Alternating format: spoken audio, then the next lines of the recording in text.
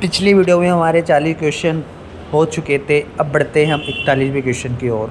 तो यहाँ पे आप देख सकते हो 41वां क्वेश्चन जो दे रखा है यहाँ पे, मेल मर्ज में सभी परिवर्तनीय जानकारी फील्ड के रूप में मौजूद होती है। ठीक है, क्वेश्चन है आपका, मेल मर्ज में सभी परिवर्तनीय जानकारी फील्ड के रूप में मौजूद होती है। तो इसका जो राइट आंसर है वो है यहाँ पे एड्रेस बुक। ठीक है, इसका राइट आंसर हो जाएगा एड्रेस बुक। अब मेल मर्ज के अंदर एड्रेस बुक होती क्या है उसके बारे में हम पढ़ेंगे। ठीक है, एड्रेस बुक, तो यहाँ पे आप देख सकते हो एड्रेस बुक क्या होती है। मेल मर्ज में हम दो मुख्य भागों का उपयोग करते हैं। ठीक है, पहला जो होता है उससे बोला जाता है मेन डॉक्यूमेंट। मेन डॉक्यूमेंट मुख्य दस्तावेज, इसमें स्थायी सामग्री होती है जो सभी पन्नों या दस्तावेज़ों में एक जैसी रहती है, जैसे कि प्रिय ग्राहक या आपका आदेश आदि। ठीक है, एड्रेस बुक में डेटा सोर्स, डेटा पुस्तिका, जैसे कि इसमें परिवर्तित जानकारी होती है, नाम, पता, शहर, मोबाइल नंबर आदि। ये जानकारी फील्ड के रूप में रखी जाती है। ठीक है, तो इस टाइप से आप मेल मर्ज का यूज कर सकते हैं। ठीक है, मेल मर्ज में किया जाता है फील्ड के रूप में ली जाती है। जैसे कि यहाँ पे मेलिंग टैग के अंदर दे रखा है एड्रेस एड्रेस ब्लॉक। ठीक है, अब अन्य विकल्प दे रखे हैं, जैसे कि यहाँ पे दे रखा है एनवलप। एनवलप क्या होता है, ये मेल मर्ज का आउटपुट टाइप है, ना कि ये डेटा का स्रोत। और सेकंड ऑप्शन दे रखा है लेबल का एक प्रकार आउटपुट है जिसमें डेटा फील्ड लिया जाता है। एक तरह का मेन डॉक्यूमेंट, ये वे जगह होती है जहाँ फील्ड की जानकारी एड्रेस बुक से ली जाती है। ठीक है, नेक्स्ट क्वेश्चन देखते हैं। तो यहाँ पे दे रखा है नेक्स्ट क्वेश्चन कौन सा है आपका, किसी वेबसाइट का पहला पेज क्या कहलाता है। तो पहला पेज क्या रहता है, जो भी आप वेबसाइट ओपन करते हो तो उसका जो फ्रंट पेज शो होता है उसी को हम क्या बोलते हैं, होम पेज। ठीक है, तो वेबसाइट का जो पहला पेज है वो है आपका होम पेज। ठीक है, नेक्स्ट क्वेश्चन देखते हैं। यहाँ पे नेक्स्ट क्वेश्चन है यहाँ पे 43 वाला क्वेश्चन, उस कथन को पहचाने जो सबमिट डीएसएल के लिए गलत है। ठीक है, तो इसका जो राइट आंसर है वो है सेकंड वाला है आपका। यहाँ पे ये आंसर आपको गलत दे रखा है यहाँ पे। तो इसका जो राइट आंसर हो जाएगा वो है इंटरनेट की कोई बाधा नहीं है। ठीक है, ये ऑप्शन तो आपका गलत है।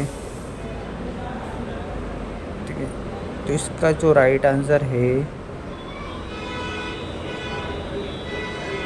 वो है यहाँ पे इंटरनेट की कोई बाधा नहीं। ठीक है, अब ये वाला ऑप्शन सही कैसे है उसके बारे में हम पढ़ेंगे यहाँ पे। ठीक है,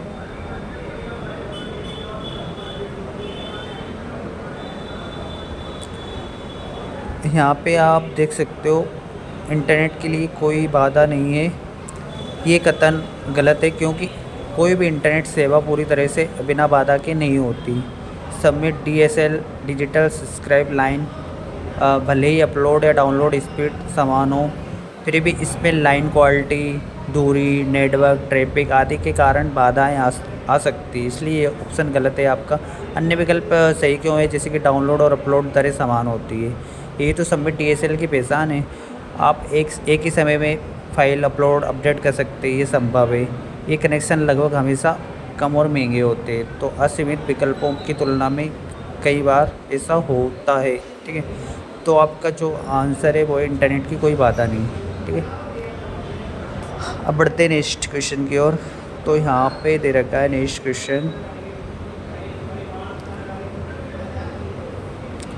माइक्रोसॉफ्ट एक्सेल में रिबन को छिपाने और दर्शाने के लिए किस कीबोर्ड शॉर्टकट का उपयोग किया जाता है। रिबन को छिपाने और दर्शाने के लिए किस कीबोर्ड शॉर्टकट का उपयोग किया जाता है। तो इसका जो राइट आंसर हो जाएगा वो है यहाँ पे दे रखा है कंट्रोल के साथ F1। जैसे आप कीबोर्ड से कंट्रोल के साथ F1 प्रेस करोगे तो जो रिबन बार है वो आपका हाइड हो जाएगा। ठीक है, सकते हो। इसका राइट आंसर हो जाएगा कंट्रोल के साथ F1, ठीक है। इसके अलावा अन्य शॉर्ट की भी दे रखी है यहाँ पे, ठीक है। इसका राइट आंसर है कंट्रोल F1, ठीक है। अब कंट्रोल F5 से आप विंडो को रिटर्न डाउन कर सकते हैं। कंट्रोल F1 से आप रिबन को छिपाना या दिखाते हैं, ठीक है। अल्ट F4 से वर्तमान प्रोग्राम विंडो को खुद बंद करने के काम आता है, ठीक है। अल्ट F9 का कुछ यूज़ नहीं है। नेक्स्ट क्वेश्चन देखते हैं यहाँ पे, क्वेश्चन नंबर 45। यहाँ पे देख सकते हो माइक्रोसॉफ्ट एक्सेल में एक नई रो ऐड करने के लिए किस कीबोर्ड शॉर्टकट का उपयोग किया जाता है। तो इसका जो राइट आंसर है वो है कंट्रोल के साथ आपको कंट्रोल शिफ्ट और प्लस, ठीक है। जैसे आप इसको प्रेस करोगे तो एक्सेल के अंदर आप नई रो और कॉलम ऐड कर सकते हो। जैसे कि मैं एक्सेल ओपन किया मैंने यहाँ पे, ठीक है। यहाँ से ये फाइल ओपन करी मैंने। अब यहाँ पे मुझे एक रो ऐड करना है, ठीक है। जैसे कि यहाँ पे कीबोर्ड और माउस के बीच में एक रो ऐड करना है। तो यहाँ से आपको कंट्रोल शिफ्ट और प्लस कीबोर्ड से प्रेस करना है। यहाँ पे आपको इंटायर रो पे जैसे आपने क्लिक करोगे तो यहाँ पे एक रो इंसर्ट होके आ जाएगी, ठीक है। अब इसके अंदर नेक्स्ट क्वेश्चन दे रखा है यहाँ पे, माइक्रोसॉफ्ट एक्सेल का चार्ट संख्याओं दो समूहों XY निर्देशों की एक श्रृंखला के रूप में प्लॉट करता है। तो इसका जो राइट आंसर हो जाएगा वो है स्केटर। अब एक्सेल में चार्ट कौन सा चार्ट है? स्केटर चार्ट के अंदर XY निर्देशों की एक श्रृंखला के रूप में प्लॉट करता है। चार्ट क्या होता है उसके बारे में पढ़ेंगे हम। यहाँ पे देख सकते हो स्केटर चार्ट क्या होता है।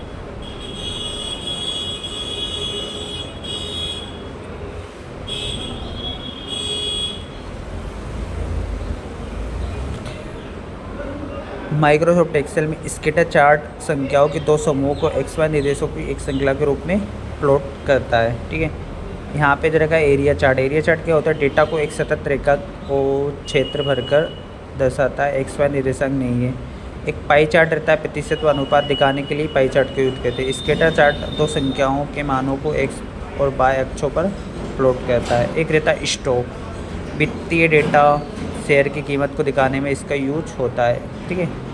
तो चारों चार्ट का यूज देखा हमने। नेक्स्ट क्वेश्चन कौन सा है? नेक्स्ट क्वेश्चन दे रखा निम्नलिखित में से माइक्रोसॉफ्ट एक्सेल का एक चार्ट एलिमेंट नहीं है। एलिमेंट नहीं है तो इसमें जो राइट आंसर हो जाएगा वो है प्रोग्रेस मार्कर, ठीक है। अन्य तीन ऑप्शन है जो एलिमेंट है, जैसे कि एक्सिट टाइल्स, डेटा टेबल्स और एरर वॉल। उसके बारे में हम पढ़ेंगे यहाँ पे।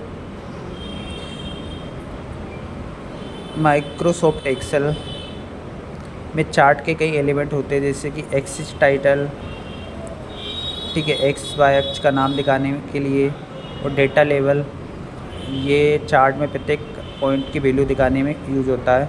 एरर वास, डेटा संबंधित त्रुटियों को दिखाने में इसका यूज होता है।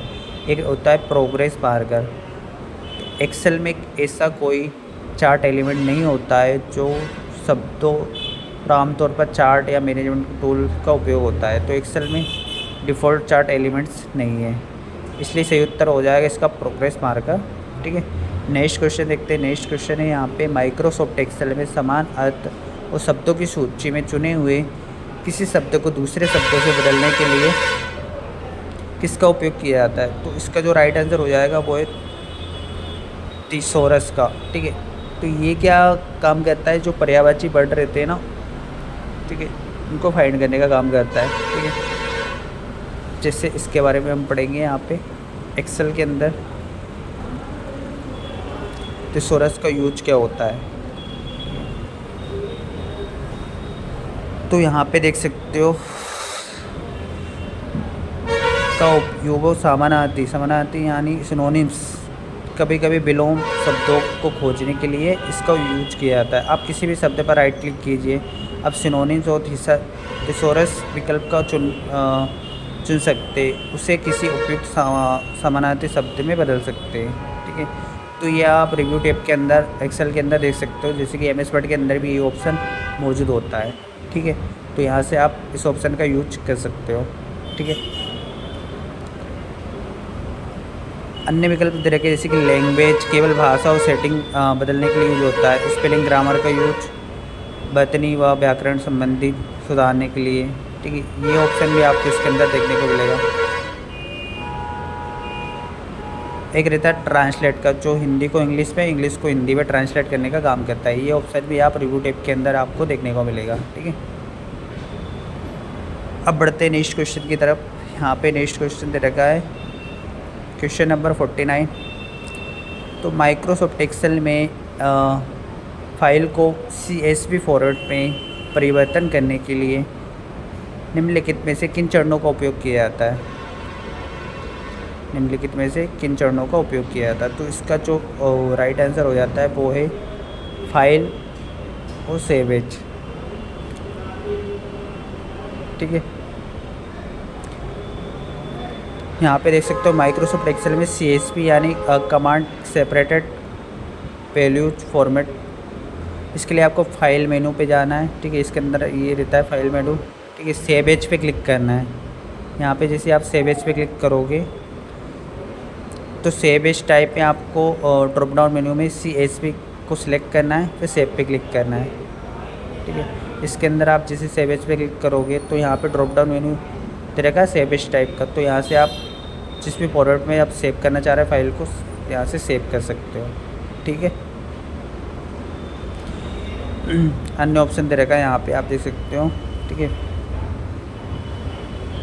फाइल सेव ही बता ही दिया, फाइल सेव एज। ठीक है, जिस भी फॉर्मेट आपको सेव करना है वहाँ से आप फाइल को सेव वगैरह कर सकते हो। नेक्स्ट क्वेश्चन देखते हैं यहाँ पे। नेक्स्ट क्वेश्चन है MS एक्सेल में एक विशेष ग्राफिक जो ऑब्जेक्ट है जिसमें एक आयताकार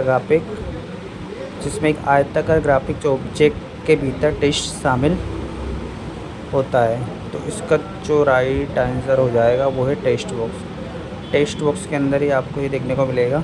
ठीक है, तो टेक्स्ट बॉक्स होता क्या है, ये इसके बारे में पढ़ेंगे। यहाँ पे देख सकते हो टेक्स्ट बॉक्स माइक्रोसॉफ्ट एक्सेल में एक विशेष ग्राफिक्स ऑब्जेक्ट होता है जिसमें एक आयताकार बॉक्स होता है, अंडर टेक्स्ट लिखा जाता है। ठीक है, इससे आप सीटों में भी कहीं पे भी खींच कर ड्रैग करके बना सकते हो। अब अन्य ऑप्शन दे रखे जैसे क्लिप आर्ट, सजावटी चित्र को जोड़ने में, ग्रिड लाइन, ड्रॉ कॉलम को, टेक्स्ट बॉक्स, ये इससे भी आप ड्रैग करके बना सकते हो। वर्ड आर्ट दे रखा है, सजावटी टेक्स्ट के लिए यूज़ होता है, इसका सामान्य टेक्स्ट बॉक्स नहीं होता। ठीक है, आगे के क्वेश्चन हम अगली वीडियो में कवर करेंगे। ऐसी